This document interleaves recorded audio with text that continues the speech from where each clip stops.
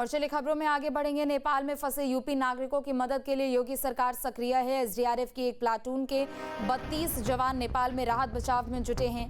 PAC की 26वीं battalion के 22 जवान भी नेपाल भेजे गए हैं। राहत बचाव कार्य के लिए 4 रबर बोट भेजी गई है। अतिरिक्त एसडीआरएफ की टीम एल्युमिनियम बोट भेजी जा रही है। नेपाल के सिंधुपुरिया में राहत बचाव अभियान तेज है। नेपाल में फंसे यूपी नागरिकों के परिजन 1070 पर संपर्क करें। लखनऊ कंट्रोल रूम से लगातार मॉनिटरिंग की जा रही है। नेपाल सीमा से लगे जिलों की भी लगातार मॉनिटरिंग हो रही है। तो ये बड़ी खबर आपको बता दें, चूंकि नेपाल में आई आपदा के बाद उत्तर प्रदेश में भी अलर्ट जारी किया गया है। ऐसे में यहाँ के भी जो जवान हैं वहाँ रेस्क्यू ऑपरेशन में जुटे हुए हैं। पीएसी की 26वीं बटालियन के 22 जवान वहाँ पर मौजूद हैं। एसडीआरएफ की एक प्लाटून के 32 जवान नेपाल में रेस्क्यू ऑपरेशन चला रहे हैं। राहत बचाव कार्य के लिए 4 रबर बोट भेजी गई है। इसके अलावा अतिरिक्त एसडीआरएफ की टीम भेजी गई है। एल्युमिनियम बोट भी भेजी जा रही है और नेपाल के सिंधुरिया में राहत बचाव लगातार जारी है। नेपाल में फंसे यूपी के नागरिकों के परिजन 1070 पर फोन करके संपर्क कर सकते हैं, जानकारी जुटा सकते हैं।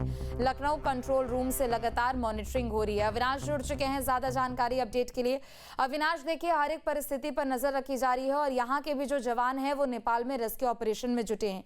इसी बीच एक टोल फ्री नंबर भी जारी हुआ है जिसके जरिए लोग संपर्क कर सकते हैं, अपने परिजनों के बारे में जानकारी जुटा सकते हैं। बिल्कुल, देखिए नेपाल आपदा को लेकर मुख्यमंत्री लगातार नजर बनाए हुए हैं और यही वजह है कि यहाँ से भी जो राहत की टीमें हैं वो नेपाल भेजी गई है। जिसमें अगर हम बात करें तो एसडीआरएफ की एक प्लाटून के साथ साथ उसमें 32 जवान थे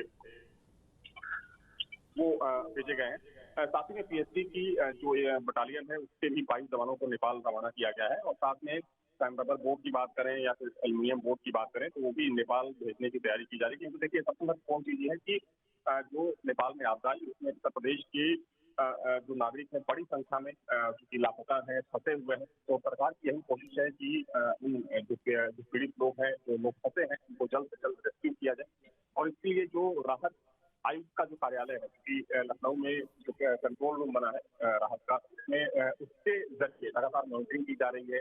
साथ ही में एक टोल फ्री नंबर जारी किया गया है कि जो भी अगर किसी के परिजन वहां पर इस वक्त फंसे हुए हैं तो वो उस टोल फ्री नंबर पर जानकारी दे सकते हैं और जो भी सहायता होनी चाहिए, मिलनी चाहिए, तो उसके जरिए सहायता पहुंचाने की कोशिश की जा रही है। तो कह सकते हैं कि एक बड़ी विपदा है, बड़ी आपदा है। तो जाहिर सी बात है कि यूपी सरकार अपने नागरिकों की सुरक्षा के लिए, उनको वापस लाने के लिए पूरी तरीके से प्रतिबद्ध नजर आ रही है। बहुत शुक्रिया तमाम जानकारी अपडेट के लिए। आपके मोबाइल पर तुरंत आएगी ब्रेकिंग न्यूज। स्क्रीन पर सबसे पहले दिखेगी बड़ी खबर। देश दुनिया की हर खबर एक जगह। अब आपके मोबाइल पर तुरंत फटाफट इंस्टॉल कीजिए न्यूज नेशन ऐप और रखिए खुद को अपडेट।